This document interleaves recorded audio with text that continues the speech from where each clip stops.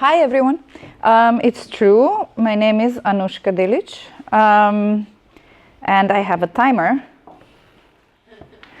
I'm the founder of this thing on the display called Oštro.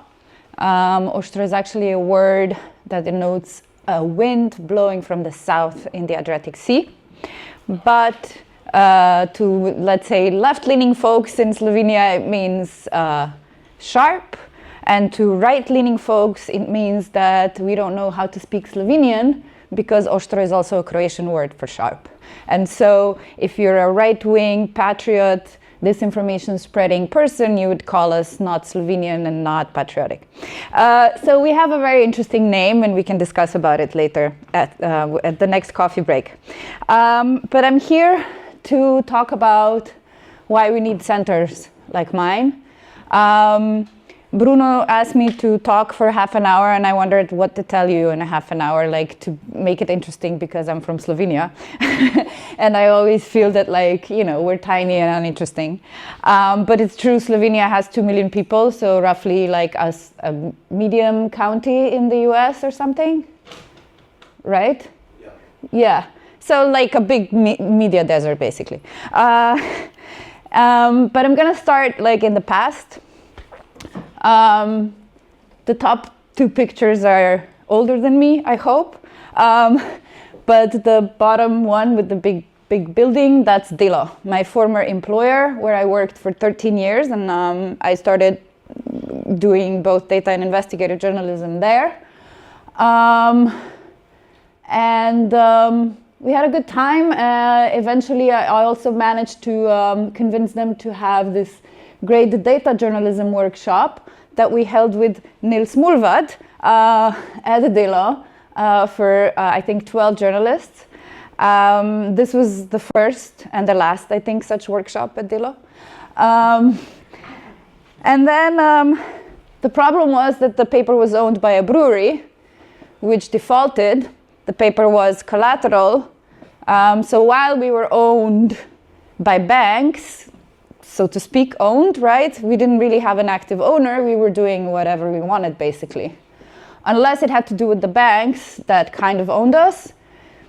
We had free hands, and that's when the workshop happened. That's when I did my best stories. That was like the time where we really flourished.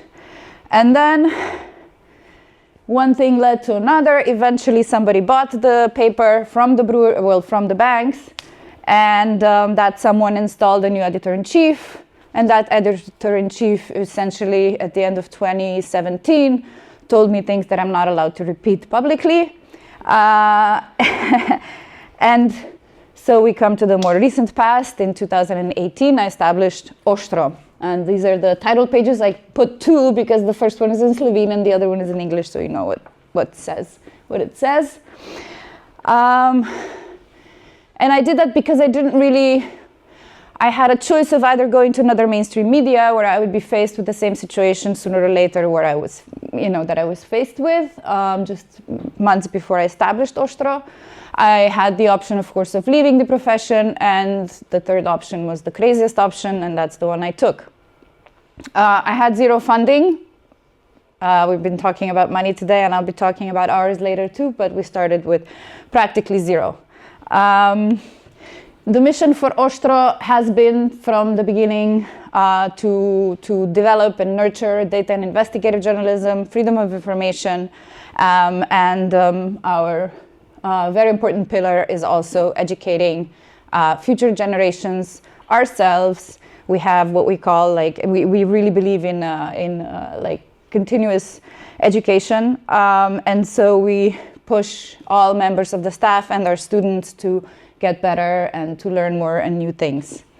Sometimes we get awards, and this is one that we are very proud of this year because it's an award for social innovation that our incubator for future investigative reporters received in Vienna. And actually the guy accepting, I'm getting teary now the guy accepting that award is actually a former student that started with Oštro 3.5 years ago and is now deputy editor, moving on to junior investigative reporter. how we got him there, I will tell you now. This is, I don't know which iteration of our fact-checking team, but one of the things that I decided to do when I was thinking of what Oštro will be, aside from a center that will do investigative and data journalism, which take a lot of time and resources, if you want to do them right, of course. I knew that we wanted to have fact-checking as a genre, unfortunately. I said that in the earlier session, and I will say it today again. I think fact-checking as a genre in journalism is an anomaly, but it is what it is, and I think we need it. And so, especially in Slovenian media, I was noticing a lot while I was still at the Delo, you know, the things that we published, things that were published that weren't researched enough, things that could have been much better if somebody just took an hour extra. There was no really editorial system of mention. Nobody was reading my big investigative stories, really reading. So it was really a mess, and I wanted to have a different place. And I knew that I wanted to have something that will give us a more regular content, but that would also be useful for like a wider kind of context for journalism, etc. And soon after, well, we brought in students to do that. And soon after, I realized that actually fact-checking is a great way to train journalists to become future investigative journalists. Why? Because they come from college where they don't, I don't know what the program is here, so, but in Slovenia, they don't really get what they need for journalism today. They come and they don't know the basics sometimes. They don't know how to send a question, like a journalistic question, it's just really, really bad. What they get is some sort of theory, etc., but in terms of practice, they just don't understand how things work. And also, mostly they want to be like the badass TV reporters.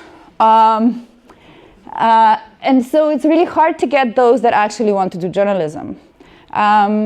But through this process of what we do and how we do it, through our very brutal editorial process that is inspired also by Nils Mulvat's method of reading line by line, word by word, we realized that really they get so much feedback when we work together with with them on these fact checks. I read them in the end.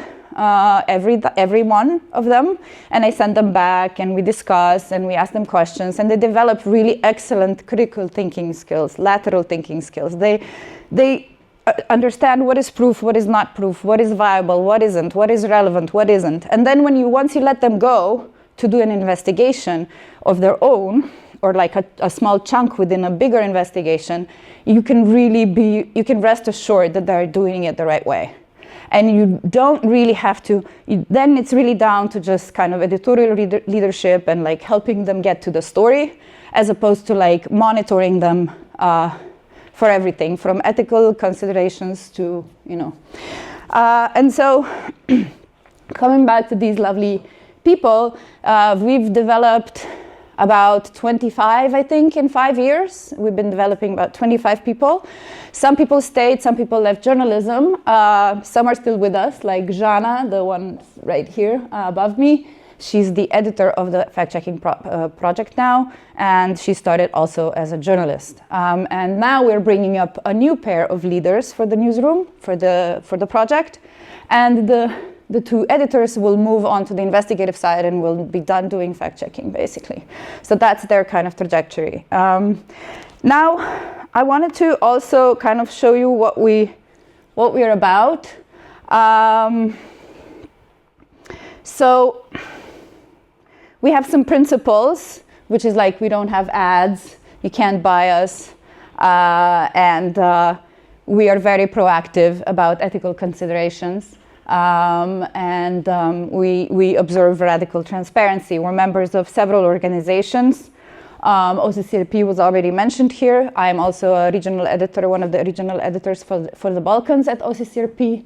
And we're members of several others. We work within the region with some centers and then widely also. And our fact-checking department has already been has received stamps of approval from various organizations, also the European Fact-Checking Network. We have our own code of conduct.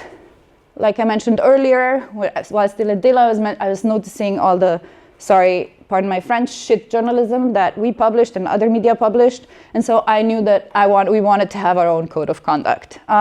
It rests on the Slovene Association of Journalists Code of Conduct, the Charter of Munich, and IFCN's principles. But basically we have fundamental principles here, sources of information, corrections, updates, alliance with the public, and our nonprofit operations. That's all covered by our code of conduct. This is our financing. It's in Slovene, sorry, because I realized earlier that we have 2 mistakes on the English side. So I'm just gonna show you like this. But basically we have all years covered here, annual reports, etc. But just to show last year, this is like public calls, basically, financing from public calls, donations from nonprofit organizations. That's meant more like, it's not core funding, but it's project funding, actually. Our fact-checking project is we are Meta third-party fact-checking partner, so we get some money from that. This is tiny bit of core funding. This is operations. It's been rising, and we are intending to build up on that through our educational side now too. Aside from doing internally educating journalists for our own needs, and of course for the needs of other media, because eventually they go somewhere else or may go somewhere else. We've also been doing a lot of professional capacity building. So we are actually we will try to kind of get some more revenues also from that in the future. And we need to, of course, increase donations by individuals and companies. We had a campaign for that this year to try to attract donations from the private sector. And also in Slovenia, one can donate 1% of their income tax to nonprofit organizations that have been certified to be working in the public interest. We just got that status last year.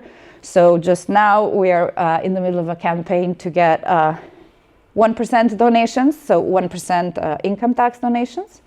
So that's roughly our money. In terms of, so some things we have translated in English and it's going to be easier for you and some not, and I'm not going to talk a lot about it, just going to show you, I just want to show you briefly what we do. So this is Follow the Garbage. It's where we put trackers in domestic garbage to try to mimic kind of the garbage situation in like a normal household. And we sent all sorts of things, and actually this backpack ended up in Pakistan, and we tracked it all the way there. What we also did was a political tracker, so tracking political promises of the coalition. We did this with a civic tech NGO called Danes in Odan, which did the platform, and we did the content. This is a great thing we did also. I know we all have issues in the housing market for Airbnb, etc. reasons. And this is a big data dive we did. I think we connected used 6 different huge databases to get to the bottom of what happens to new apartments built, in the last 10 years. Were people buying them actually to live in them, or were they buying them for investment, Airbnb, etc.? One thing we also, this is first time we published this project was last year, and the third time was this September. This is in Slovene, detector of assets. So in Slovenia, asset declarations are not public. And so what journalists did was they literally started with the name of the politician, and by using data investigative and normal journalistic techniques, tried to get to data on as many assets that they could.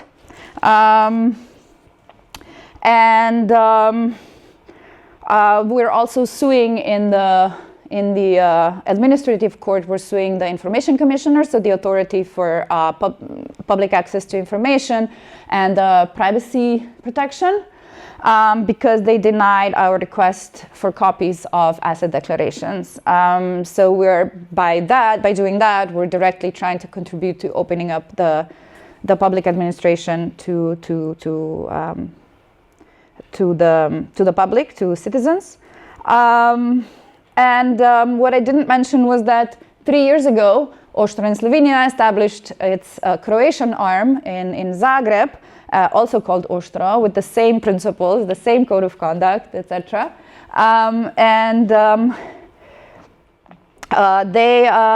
They're a smaller team, but they are also working. So the Detector of Assets project we actually did in both countries. So they have their own and we have our own. This is actually in English, entirely translated. So 2 years ago, Slovenia, after having, first we had 2 years of the new Viktor Orban, so Janez Janša as prime minister and his party. And then also through public, outrage, we got a new government, and that meant also 40 people that were kind of tabula rasa in the parliament, like completely new people that nobody knew anything about. So we decided that we're finally going to look into like how people interconnect in Slovenia based on their previous life, educational experience, previous workplaces, etc. And so here are all the current members of the government, so ministers, members of parliament, and like state secretaries, so like number 2s at ministries. And you can look at their own kind of people can look at their own like individual galaxies. They can check out their CVs, see also how their kind of paths interact with others. So this is essentially like a public service almost that helps with collagen.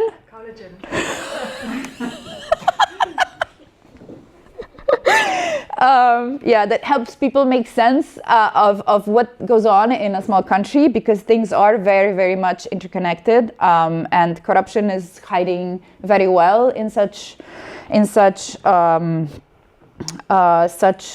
circumstances. This is pretty much. Oh, I still have 12 minutes. I speak so much, I thought I'm going to be like half an hour like that. No, but let me go see what else I forgot to. One cool thing, I really like it. I don't know if it's getting a lot of traction or not, but I really like that we're a little bit old school. So what we also do is some of our best fact checks are done as illustrations by illustrators, so we call them tushiranka, which means ink drawing, or like a literary commentary of like what goes on. And this is something. This was a statement by an SDS.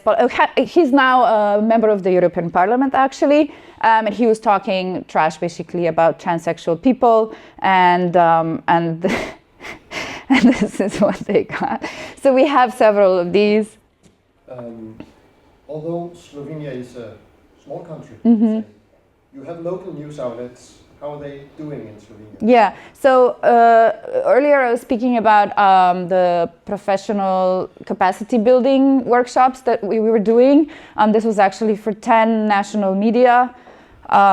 We were doing it this year, and 3 of those were local media. One was the National Press Agency, one was the student media, and the rest were like kind of national reach media. So we actually saw in person what this looks like, but I have to say that like there isn't that big of a difference between national and local. There are a few national outlets that or actually one that we saw really had the journalists were in touch with what goes on in the profession, and they were quite skilled. But then in many newsrooms, we saw that the thinking of how journalists go about the story, how editors think, are still kind of analog. Even though everything is digital, the way they're thinking is kind of old school. And they know how to go out and get statements, but they don't know how to do everything else that they can do today in journalism. So they were really happy that we were there for them. And these were targeted workshops, which meant that like we went to a newsroom, sat down with their journalists, with their editors, and talked about their needs. And then we prepared dedicated agendas for each media, and we held workshops just for them in their newsroom. So we came to them. They didn't have to do anything except like, listen to us and do like practical tasks that we were doing with them, etc. So to get to your question, local media in Slovenia, like it's tiny, but there are local media, of course, but they're very, very understaffed. And in terms of skills, it's really, really, really backward still. So I really worry about what happens when like AI, and it will eventually like completely shock everyone in newsrooms, and they will just be left behind. But these kind of workshops that we were doing did offer us an opportunity to strike new coalitions or like partnerships to get to know all of these journalists. I mean, we really, I don't know how many we had. We just did I think about 70 or something, like really a lot of journalists we met and we talked with, and we listened to their concerns. So that was really valuable for us to better understand where the environment where we work in, and also to have future collaborations with them, which before that we couldn't really think of. Yeah, there's one. Hi. Hello, my name is Tim. Thank you for your presentation. Can I ask you to go back to the slide with the finance? Yeah. I'm curious if you could tell us a little bit. Oh, you want to see? The different types of finance and how do you do it? How do you convince society to help you? So in 2020, we almost died. We barely made it through 2019, and then the government changed, and because the year before we got very small, like 25,000 euros from the Ministry of Culture, which is the only state kind of source that we can use, and that is only for co-financing of media content, and you have to put in 50% or more. Actually, it's more 65. So basically, the political change affected that we could not get this money, for which we sued in court, and we got the money last year. But in 2020, we almost died. Literally in August 2020, I was thinking like I might have to close because COVID hit at the same time as our political change, and donors were rapidly changing priorities and stopping programs and rethinking, etc., etc. We tried to get some emergency funding, but we failed because everyone was getting emergency funding, and that's really where like the double discrimination that we are facing as a small country and an EU member state really came to fore. But in 6 months, we filed 16 proposals, various kinds, and we finally made it to November, and then we were more than okay. Today, we're okay. Allegedly, our project manager says we're even okay most of next year, which is insanely well. But I think the first 3 years were the most grueling because you have to kind of reach a stage where things kind of, you get one is ongoing, that one's ending, and so on. So it kind of rolls forward. For a long time, we funded our fact-checking only from core funding because that was the few years where we were still getting core funding, and then we didn't get any core funding for 2-3 years, which is extremely, extremely bad because it's completely unsustainable, and like you need to have a little bit of core funding to be able just to to give people paychecks and like pay the rent. So how do we do it? I don't know how we do it. Actually, to be honest, until about a year ago or a little more, all projects were written by journalists, the same journalists that were doing the stories, the fact checks, the editing, everything. We've been calling caretakers of the building, like everyone was doing everything. We didn't have a single person in the team except for journalists. Because any money that we got, we spent on journalists, not on a director, not on a communicator. So now we have a project manager who is insanely amazing, and we have a communicator who's also insanely amazing. So all of a sudden, journalists have more time. And now we don't have to work so much on projects, and we can actually turn down a collaboration because we actually have somewhere to fall back on. We are not picky because we are not in a position to be picky. We can't take criminal money, corrupt money, dirty money. But if it's money and if it fits our purpose and our mission, we're gonna take it. So if we look here, this is 23. Ministry of Culture, we have quite a high number because half of that we got in the court battle. Google News Initiative is actually Zvezoscope, so this project that I showed you earlier, that's Google. US Embassy in Ljubljana, that's a part of the money that we got for the capacity building that I was just explaining earlier, the 10 workshops. European Commission, I think this is fact-checking. So now we're actually getting money for our fact-checking operations for the past 2-3 years. Before there was no money available actually. European Media and Information Fund, fact-checking, disinformation analysis of financing disinfo portals via digital advertising. European Commission, University in Dubrovnik, that's also fact-checking, I forget exactly what. Dutch Embassy also is capacity building between the two countries, so Slovenia and Croatia. This is GAC, OCCRP. GAC is a Global Anti-Corruption Consortium, and this is investigative stories, I think. Prague Civil Society Center is profit-making activities, which meant, and this is just a portion of the money, this project was just done now. That was a campaign to get donors in the private sector to get the status of 1%, so that we are working in the public interest so that we can be eligible for 1% donations. Something else, so like kind of internal building. Transparency International Slovenia, I forgot exactly what that was, sorry. These are some stories. NED, National Endowment, that's a funder for the Detector of Assets project. Limelight Foundation is the core funder we finally got last year after 2-3 years of not having core funding. And ABIS is an individual from California that years ago was looking for centers around investigative journalism centers or news centers led by women, preferably around the world, and somehow we got into the mix, and so she's been our funder for a few years now. This is like micro donations and Meta, and these are our operations. So we did pretty well last year. Any other question? Any other questions?